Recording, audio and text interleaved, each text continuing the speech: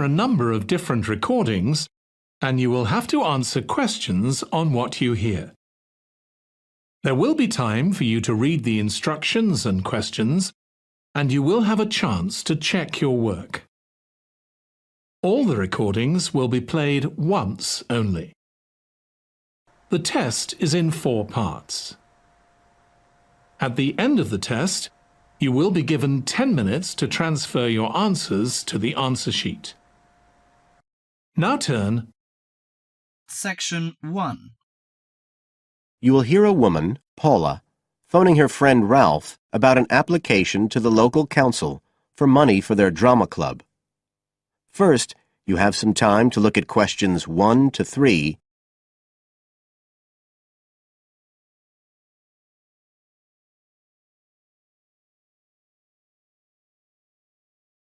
You will see that there is an example which has been done for you.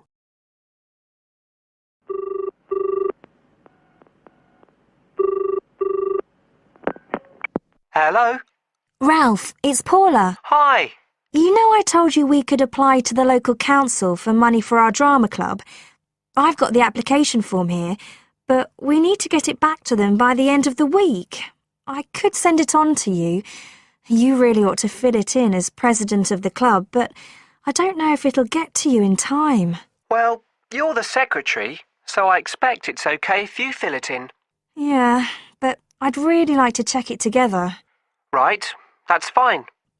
Like, the first part asks for the main contact person.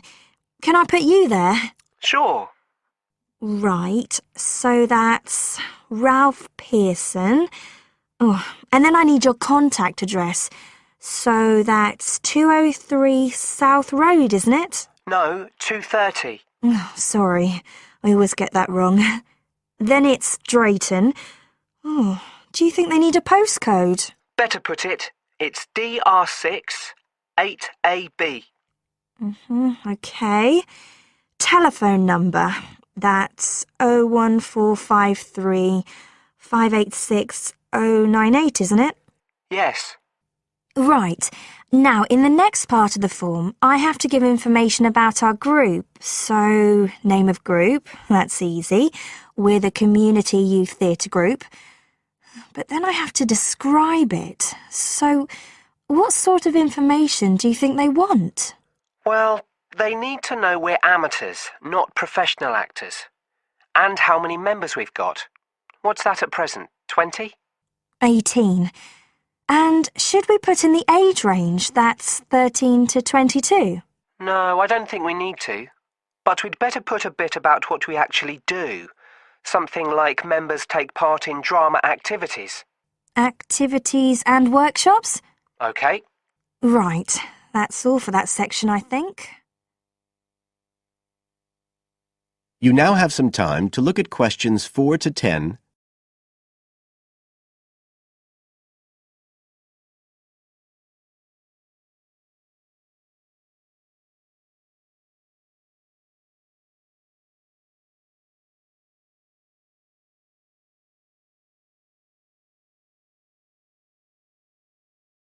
Now listen and answer questions 4 to 10.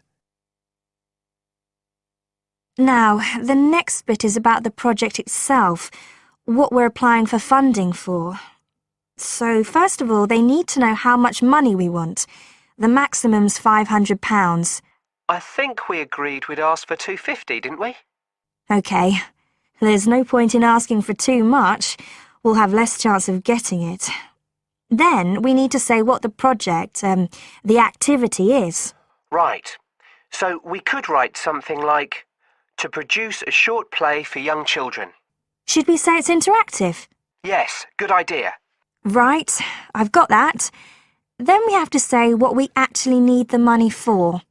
Isn't that it? No, we have to give a breakdown of details, I think. Well, there's the scenery. But we're making that. We need to buy the materials, though. Oh, OK. Then there's the costumes. Right. That's going to be at least £50. OK. And what else? Oh, I just found out we have to have insurance. I don't think it'll cost much, but we need to get it organised. Yes, I'd forgotten about that. And we could be breaking the law if we don't have it. Good thing we've already got curtains in the hall. At least we don't have to worry about that. We'll need some money for publicity. Otherwise, no one will know what we're doing. And then a bit of money for unexpected things that come up. Just put sundries at the end of the list. OK, fine. Now, the next thing they want to know is if they give us the grant, how they'll be credited. What do they mean, credited? I think they mean how we'll let the public know that they funded us. They want people to know they've supported us. It looks good for them. Well, we could say we'd announce it at the end of the play. We could make a speech or something. They might prefer to see something in writing. We'll be giving the audience a programme, won't we? So we could put an acknowledgement in that? Yeah, that's a better idea. OK, and the last thing they want to know is if we've approached any other organisations for funding and what the outcome was. Well, only National Youth Services. And they said that at present funds were not available for arts projects. Right, I'll put that. And then I think that's it. I'll get that in the post straight away. I really hope we get the money. I think we've got a pretty good chance. Hope so anyway. Thanks for doing all this, Paula. That's OK. See you soon. Bye. Bye. That is the end of Section 1. Now, you have half a minute to check your answerers.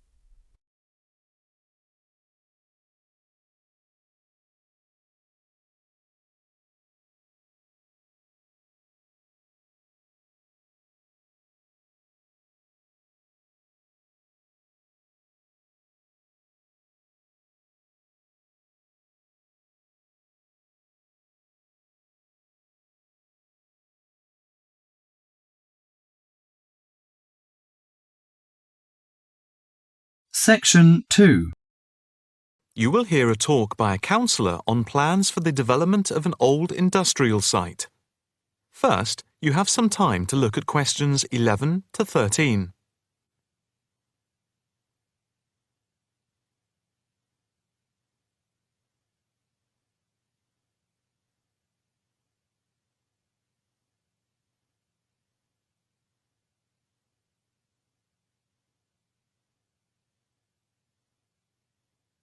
Now listen carefully and answer questions 11 to 13. Good afternoon, ladies and gentlemen. My name is Councillor Norma Boyd, and welcome to this exhibition about the development of the old paper mill factory and gasworks site, which has been lying unused for more than a decade. There has been pressure on the council to use the land to build a training centre and a small business park. However, we have been encouraged by local people to create an open area for the benefit of the community, providing much-needed space for recreation. And I now have pleasure in announcing that the plans for the creation of a park, to be called Park Royal, and for flats, have now been approved. I'm also pleased to announce that we have secured sponsorship from local organisations. More detailed plans of the developments are available from the council website, details of which are in your pack. In the meantime, I'd just like to take you through the plan here on the screen. Before you hear the rest of the talk, you have some time to look at questions 14 to 20.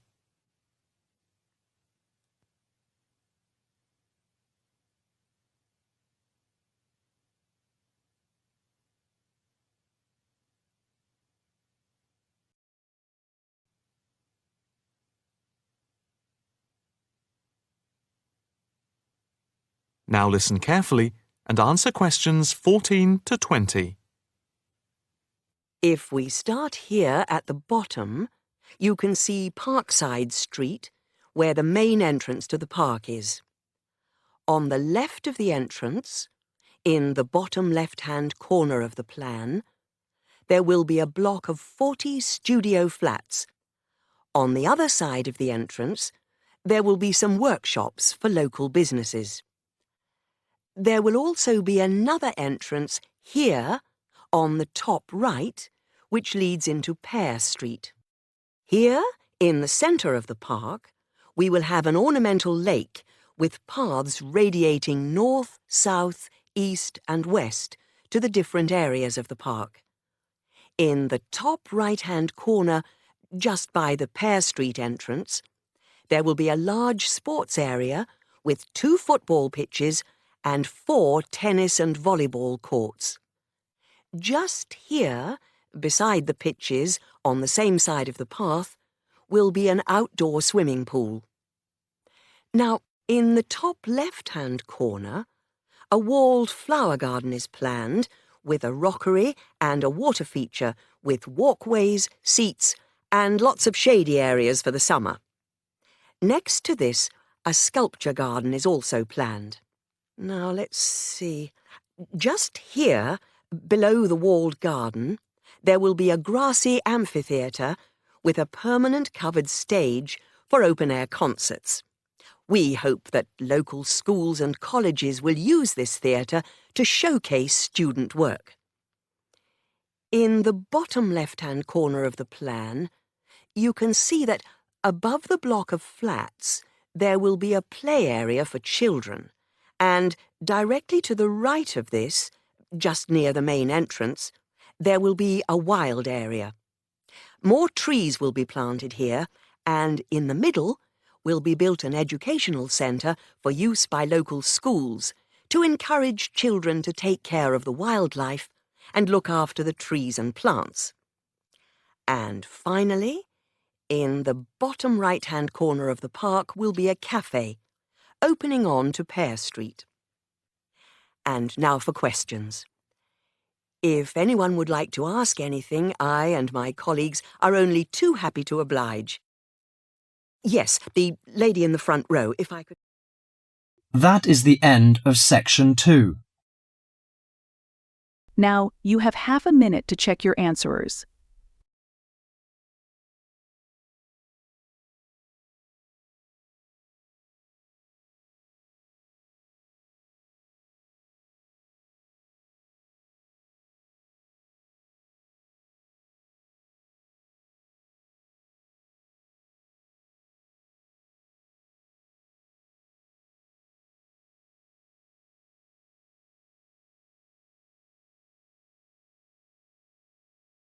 Now turn to Section 3. Section 3. You'll hear a conversation between Astrid and Henry about the lecture they've just heard. First, you have some time to look at questions 21 to 30.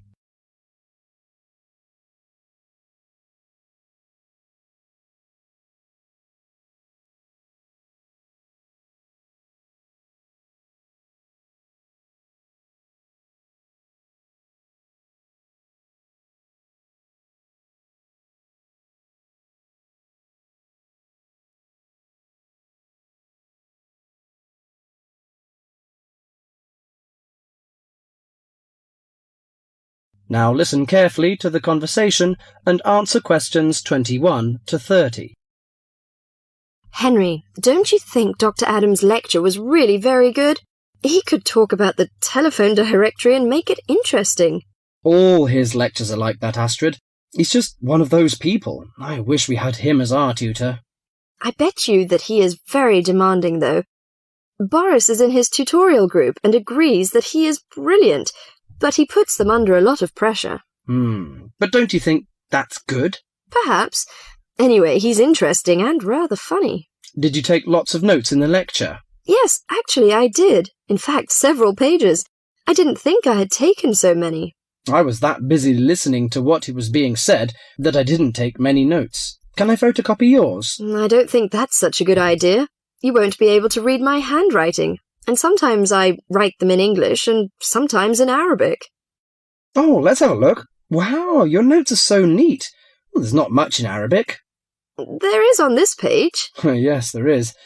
Dr. Adams would be pleased to see this, especially given what he's talking about. Oh, don't you keep careful notes? Sometimes. It depends on the lecture. I don't think I'll forget Adams's lecture today, but some of the details will fade. I type up everything afterwards, so you can have a copy then, and you can fill in anything I've missed. I'm not so good on the broader concepts. I'm better when it comes to detail. Just what Adams was talking about. Well, I am definitely a detail person. I need to have everything written down before I can get the concepts clear in my head. And I am the complete opposite. I find all the detail clutters up my mind, and I get very frustrated, which was just what he was on about. He mentioned a book he had written. He mentioned several. The one on space and the individual. Yes, called My Space. It's on the book list. So it is. I think I'll get that out of the library, or get my own copy. Did you get what he said about spatial awareness? I didn't really. Yes, it was fascinating. I can't be as eloquent as Adams was, but I know several people who are frighteningly intelligent, but they have difficulty reading simple directions, even when getting to places that they know very well. I find that difficult to understand. Everyone learns the way to walk to the shops and things like that. You mean just the way people learn spelling? You know, people misspell words, make mistakes in countless areas of their lives, and going in the right direction is just the same.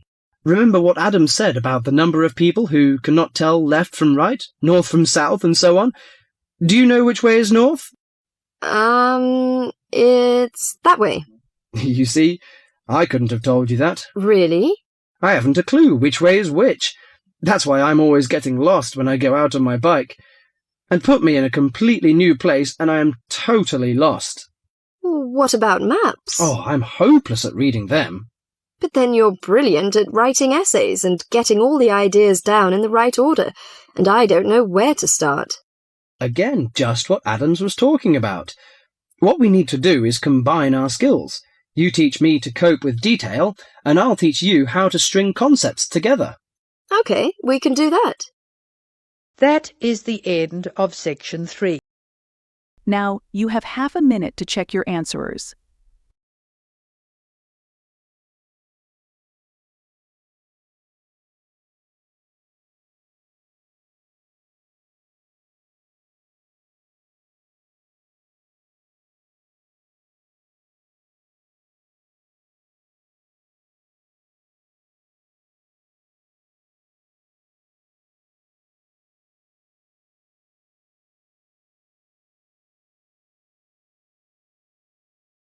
Now turn to section 4.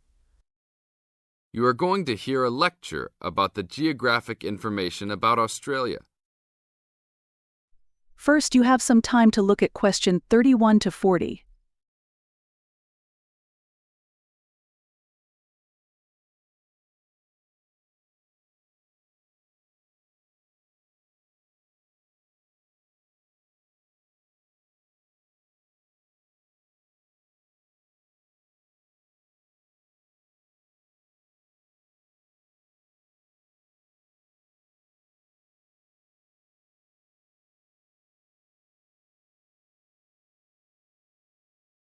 Now listen carefully and answer question 31 to 40.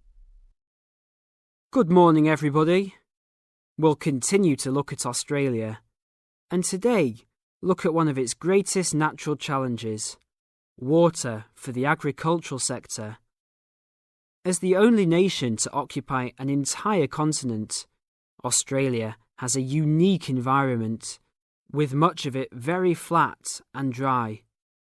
One notable feature of the Australian continent is that it is the lowest of the continents. The average elevation is less than 300 metres, compared with the world's mean of 700 metres, and its highest mountain is only 2,228 metres, so it is overall a very flat country.